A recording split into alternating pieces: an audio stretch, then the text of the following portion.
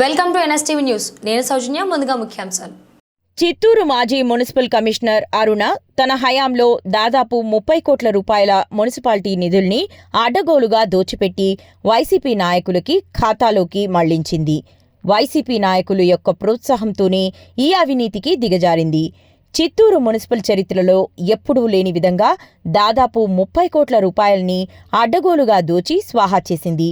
Diesel పేరుతో, భోజనాల పేరుతో, వాహనాల రిపేర్ల పేరుతో దోచిపెట్టింది. ట్రేడ్ లైసెన్స్ వసూలు, ఇంటి పన్నుల వసూలు, అక్రమాలు, కొత్త ఇల్లు నిర్మాణం అనుమతి కోసం లంచాలు వసూలు, అక్రమ నిర్మాణాల నుండి వసూళ్లు పెద్ద ఎత్తున చేసింది అన్నారు. గత వైసీపీ పాలనలో చిత్తూరు మున్సిపల్ కమిషనర్ గా పనిచేసిన అరుణ దోపిడీ అంతా కూడా అవినీతి తిమింగలం లాగా వైసీపీ నాయకుల అండతోనే దాదాపు 28 కోట్ల రూపాయల మున్సిపల్ నిధుల్ని పందికొక్కులాగా దోచుకొని తిన్నారు.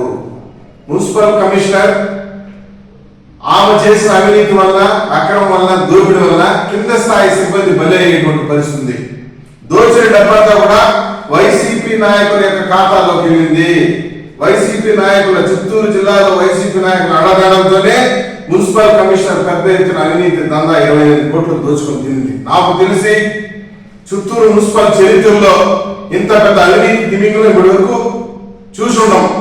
పందికొక్కులు వారు దోచుకొని తిన్నారు. టౌన్ ప్లానింగ్ అయితే, ఇంకోటి అయితే పోతూ పోతూ రికార్డు కూడా సంఖ్యలో పెట్టుకుని పోయింది మహాతల్లి.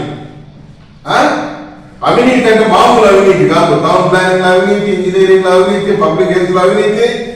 అది ఏ స్థాయికి పోయిందంటే వాహనాల మరమ్మతుకి 86 లక్షలు ఖర్చు పెట్టున్నారు. డీజిల్ కోసం 2022 అయితే 1,11 లక్షలు డీజిల్ పేరుతో కూడా దోచుకుని తిన్నారు.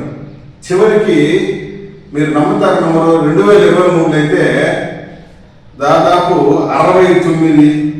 35 టన్నులు బ్లీచింగ్ పౌడర్ అంట. ఏం చేసుకున్నారు? 35 టన్నులు బ్లీచింగ్ పౌడర్, 1200 డస్ట్బిన్లు, డస్ట్బిన్లు, బ్లీచింగ్ పౌడర్, లైమ్ పౌడర్, సోపాయిలు, పెనాయిలు కూడా తాగున్నారు.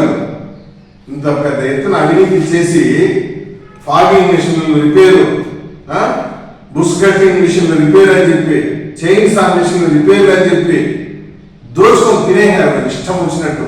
రిపేర్ల పేరుతో, డీజిల్ పేరుతో పోతూ పోతే రికార్డు మాయ. ఈరోజు నేను అడిగేది ఏంటంటే, ఇంత 28 కోట్ల రూపాయలు దోచుకొని తిన్నారు పందికొక్కు మాదిరి. నిన్ను కాపాడేదానికి ఎవరైనా వస్తున్నారా? నువ్వు చేసిన అవినీతి మామూలు అవినీతి కాదు. దీనిపైన విచారణకి ఆదేశించడం జరిగింది.